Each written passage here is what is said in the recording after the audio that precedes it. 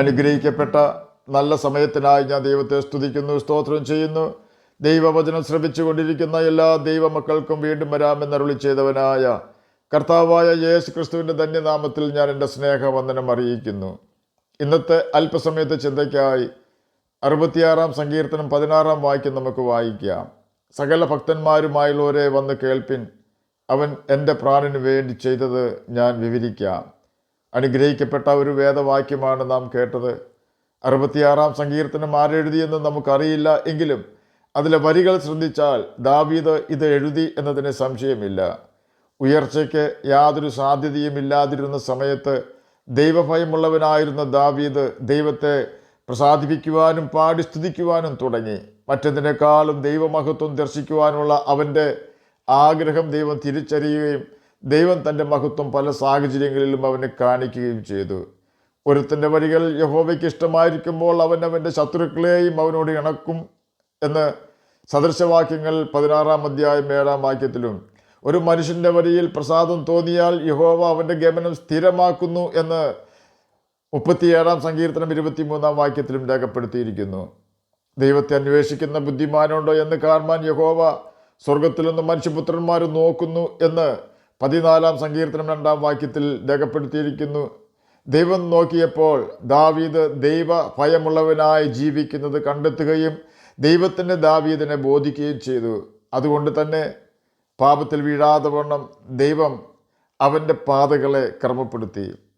നാം എപ്പോൾ തെറ്റായ പാതയിൽ പോകുവാൻ ആഗ്രഹിക്കുമോ, തെറ്റായ കൂട്ടുകെട്ടിൽ ചെന്നെത്തുവാൻ ആഗ്രഹിക്കുമോ, അപ്പോൾ മാത്രമേ അങ്ങനെയുള്ള വ്യക്തികൾ നമ്മോടുകൂടെ വന്ന് ചേരുകയുള്ളൂ. ഒന്നുകൂടി വ്യക്തമായി പറഞ്ഞാൽ, നമുക്ക് തെറ്റായ ആഗ്രഹമുണ്ടെങ്കിൽ മാത്രമേ നാം തെറ്റിൽ അകപ്പെടുകയുള്ളൂ. കാരണം അങ്ങനെയുള്ള മോശം കൂട്ടുകെട്ടിനെ ആഗ്രഹിക്കുന്ന ഒരു വ്യക്തിയെ ദൈവത്തിൻ്റെ പ്രതിയോഗിയായ സാത്താൻ വശീകരിക്കും. എന്നാൽ ദാവീദിന് ഒരു ആഗ്രഹമുണ്ടായിരുന്നത് യഹോവയുടെ മനോഹരത്വം കാണുക എന്നതായിരുന്നു. അതിന് ദാവീദ് ദൈവസന്നിധിയിൽ സമയം ചിലവഴിക്കണമായിരുന്നു. ദൈവത്തിൻ്റെ കൽപ്പനകൾ അവൻ അനുസരിക്കണമായിരുന്നു. അവൻ എല്ലാ സമയത്തും, ഇനി മരുഭൂമിയിലാണെങ്കിലും, ദൈവമുഖം അന്വേഷിക്കുവാനായി താല്പര്യം ഉള്ളവനായിരുന്നു. ദൈവം അവനോടുകൂടെ വസിച്ചിരുന്നു. എന്നെ കേൾക്കുന്ന പ്രിയ ദൈവമകനെ, ദൈവമകളെ, ദൈവത്തെ അന്വേഷിക്കേണ്ട സമയത്ത് നാം മറ്റു കാര്യങ്ങളിൽ ഏർപ്പെട്ടാൽ നമുക്ക് സമയനഷ്ടമായിരിക്കും ഫലം. നമ്മുടെ ഭാവി തകരുവാനും അത് മുഖാതിരമായി തീരുവാൻ സാധ്യതയുണ്ട്. എന്നാൽ ദൈവത്തിന് കൊടുക്കേണ്ട പ്രാധാന്യവും സമയവും നാം ദൈവത്തിന് കൊടുക്കാമെങ്കിൽ നമ്മുടെ മക്കളെ നാം നിയന്ത്രിക്കേണ്ടി വരികയില്ല. നമ്മുടെ ജോലി നാം തന്നെ ചെയ്യേണ്ടി വരികയില്ല. കാരണം നമ്മുടെ ദൈവഭയവും ദൈവസ്നേഹവും കാണുന്ന കുഞ്ഞുങ്ങൾ നമ്മെ അനുകരിക്കുവാൻ തുടങ്ങും. ദാവീദ് ദൈവത്തെ പ്രസാദിപ്പിച്ചുവെന്ന് 18 സങ്കീർത്തനം 19 വാക്യത്തിൽ സൂചിപ്പിക്കുന്നു. 18 സങ്കീർത്തനം 19 വാക്യത്തിൻ്റെ അവസാന ഭാഗത്ത് പ്രകാരം രേഖപ്പെടുത്തിയിരിക്കുന്നു: എന്നിൽ പ്രസാദിച്ചിരുന്നത് കൊണ്ട് എന്നെ വിടുവിച്ചു.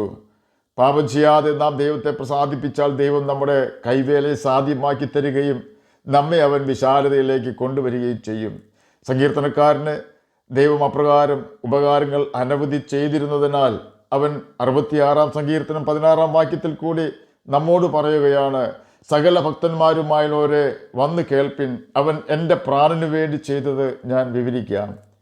ദൈവം ദാവീദിന് അനേക നന്മകൾ ചെയ്തിട്ടുണ്ട്. ലോകപ്രകാരം നോക്കിയാൽ ഇസ്രായേൽ രാഷ്ട്രത്തിൻ്റെ രാജാവാകുവാൻ ദൈവം ദാവീദിനെ തള്ളയാടുകളെ നോക്കിക്കൊണ്ടിരുന്ന ഇടത്തു നിന്നും പടിപടിയായി ഉയർത്തി 40 വർഷക്കാലം അവൻ രാജാവായി. അവനേക്കാൾ കഴിവും സാമർഥ്യവുമുള്ളവർ അനേകർ ഉള്ളപ്പോൾ ശൗൽ രാജാവിനെ നീക്കി ദാവീദിനെ ദൈവം ഇസ്രായേലിൻ്റെ രാജാവാക്കി ഉയർത്തി. അനേകം ശത്രു രാജ്യങ്ങളെ ദാവീദിന് ദൈവം കീഴടക്കി കൊടുത്തു.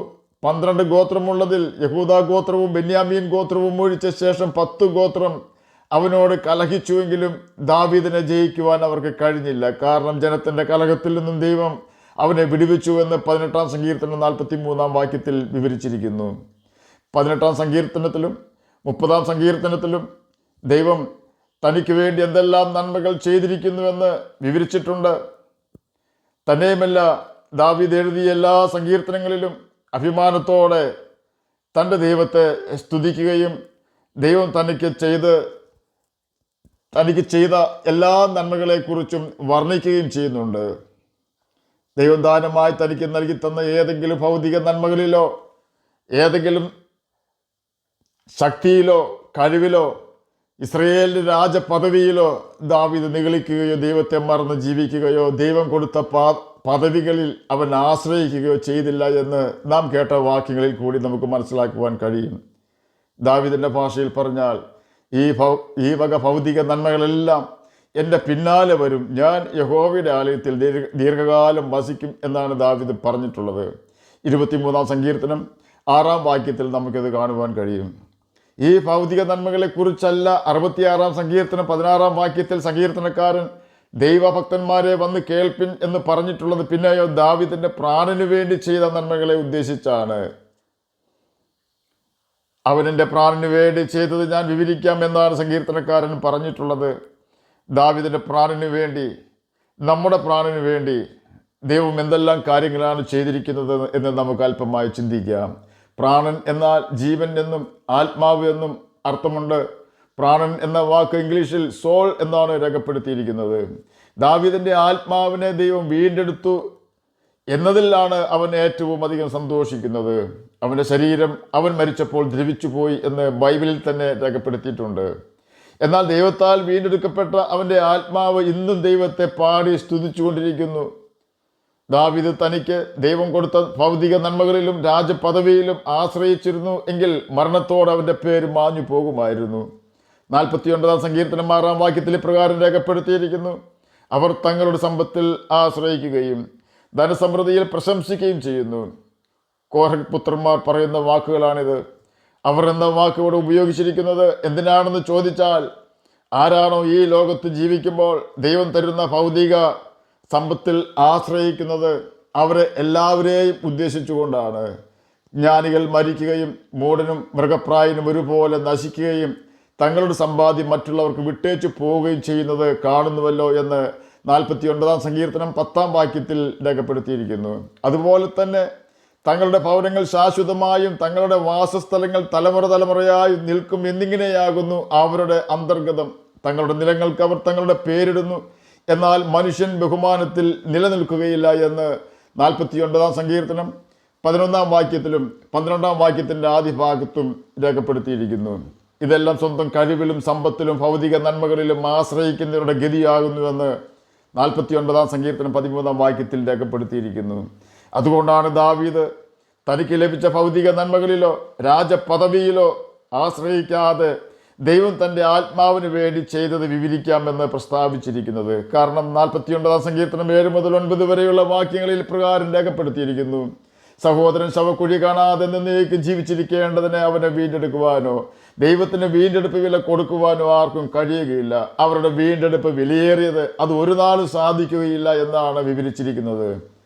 അതുകൊണ്ടാണ് ദാവീദ് തൻ്റെ പ്രാണന് വേണ്ടി കർത്താവ് എന്ത് ചെയ്തു എന്ന് വിവരിക്കാം എന്ന് പ്രസ്താവിച്ചിരിക്കുന്നത്. ഒന്നാമതായി ദൈവം ദാവീദിന്റെ പാപം ക്ഷമിച്ചു കൊടുത്തു.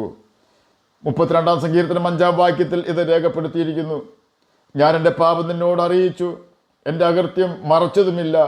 എൻ്റെ ലംഘനങ്ങളെ യഹോവയോട് ഏറ്റുപറയുമെന്ന് ഞാൻ പറഞ്ഞു, അപ്പോൾ നീ എൻ്റെ പാപത്തിൻ്റെ കുറ്റം ക്ഷമിച്ചു തന്നു.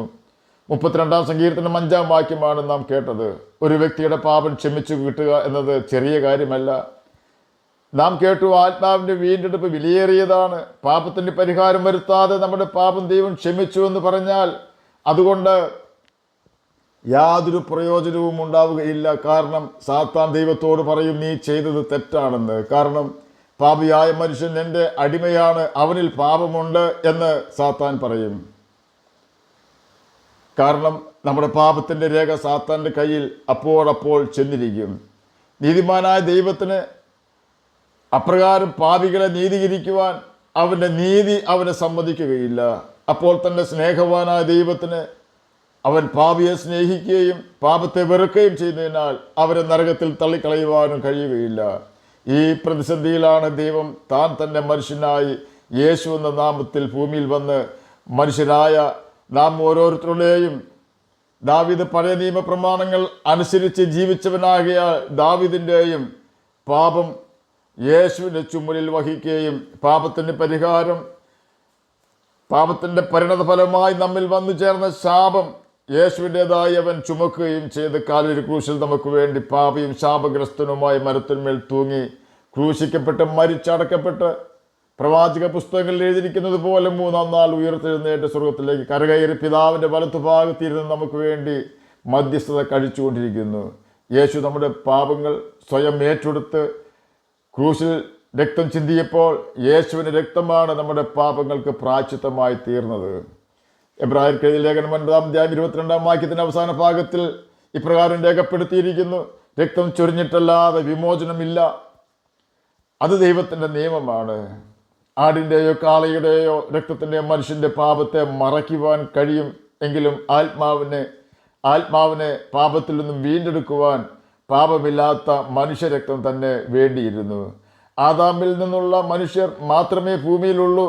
ആദാമിൻ്റെ രക്തം പാപം ഉള്ളതായി തീർന്നതിനാൽ അവനിൽ നിന്നും ജനിക്കുന്നവരിലേക്കൊക്കെയും ആദാമിൻ്റെ പാപം പിന്തുടർന്നിരുന്നു. അതുകൊണ്ട് മനുഷ്യരുടെ വീണ്ടെടുപ്പിന് വേണ്ടി ഒടുക്കത്തെ ആദാമായി സ്വർഗത്തിൽ നിന്നുള്ളവനായി യേശു ഭൂമിയിൽ വന്ന് നമുക്ക് വേണ്ടി തകർക്കപ്പെട്ടു. അവൻ നമുക്ക് വേണ്ടി അവസാന തുളി രക്തം വരെ കാൽവരി ക്രൂശിൽ ഊറ്റിത്തന്ന് നമുക്ക് വേണ്ടി മറുവിലയായി നമ്മുടെ പകരക്കാരനായി കാൽവരി ക്രൂശിൽ നമ്മുടെ പാപത്തിനും അതിന് ഫലമായി ഉണ്ടായ ശാപത്തിനും പ്രായശ്ചിത്തമായി തീരേണ്ടതിന് യാഗമായി രക്തം ചിന്തി. യേശു കാൽവരി ക്രൂശിൽ ചൊരിഞ്ഞ രക്തത്താൽ പിതാവ് നമ്മുടെ പാപം ക്ഷമിച്ചു തന്നു. അങ്ങനെ നാം ശുദ്ധിയുള്ളവരായി തീർന്നു. യേശുവിൻ്റെ ആത്മാവിനെ തന്നുകൊണ്ട് ദൈവം നമ്മെ ദൈവമക്കളാക്കി തീർത്തിരിക്കുന്നു. തൻ്റെ പുത്രനും നമ്മുടെ രക്ഷിതാവുമായ കർത്താവായ യേശു ക്രിസ്തുവിൻ്റെ മഹാപാപപരിഹാര യാഗത്താൽ ദൈവം നമ്മുടെ പാപത്തിനും ശാപത്തിനും പരിഹാരം വരുത്തിയതിനാൽ ഇനി നമ്മെ നീതീകരിക്കുവാൻ ദൈവത്തിന് കഴിയും. നാം നമ്മുടെ പാപങ്ങളെ ഏറ്റുപറഞ്ഞ് ഉപേക്ഷിച്ച് പിതാവിൻ്റെയും പുത്രൻ്റെയും പരിശുദ്ധാത്മാവിൻ്റെ നാമത്തിൽ സ്നാനം നൽകി പരിശുദ്ധാത്മാഭിഷേകം പ്രാപിക്കണമെന്ന് മാത്രം. ഇനി പാപം ചെയ്യാൻ പാടില്ല. കാരണം സാത്താൻ്റെ കൈവശമുള്ള നമ്മുടെ പാപത്തിൻ്റെ സകല രേഖകളും യേശുവിൻ്റെ ശാപമരണത്താൽ ക്രൂശിൽ വെച്ച് ദൈവം നശിപ്പിച്ചു കളഞ്ഞു. ഇന്ന് ജീവിച്ചിരിക്കുന്ന നമുക്കും പഴയ നിയമകാലത്ത് ജീവിച്ചിരുന്ന സകല മനുഷ്യർക്കും യേശുവിൻ്റെ ക്രൂശിലെ പാപപരിഹാര യാഗം ഒരുപോലെ ഫലപ്രദമാണ് എന്ന യാഥാർത്ഥ്യം നാം മറന്നു പോകരുത്.